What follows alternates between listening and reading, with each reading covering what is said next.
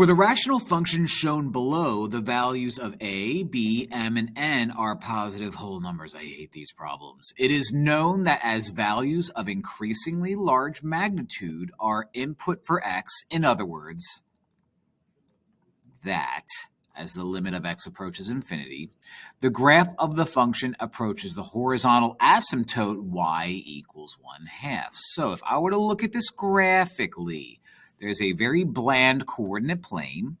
We have a horizontal asymptote at 1/2, which means my graph, whatever it looks like, it could look something like this. My graph is never going to touch a half, and it's going to hit a limit of 1/2. Now, the only time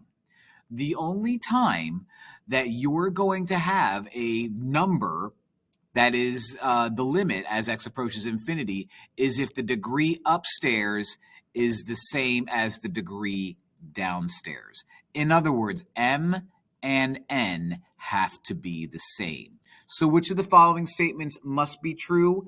M must equal n, okay? Now, as far as the others must being true, none of these have to be true. If m equals 2, that's great. You can then say, well, then n could equal 4. How about that? So, you're disqualified now. 2a has to equal b. Well, no, a and b doesn't really matter as long as the degree upstairs and the degree downstairs are the same. Now, I take that all back.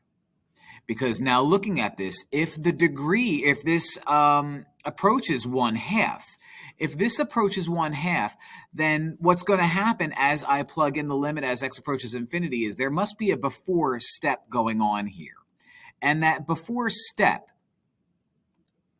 has to be like I get 1 up here over 2, and maybe I have x to the 4th, and maybe I have x to the 4th, and then these cancel out, and I get 1 over 2. So what's going to have to happen is a has to equal 1, and b has to equal 2.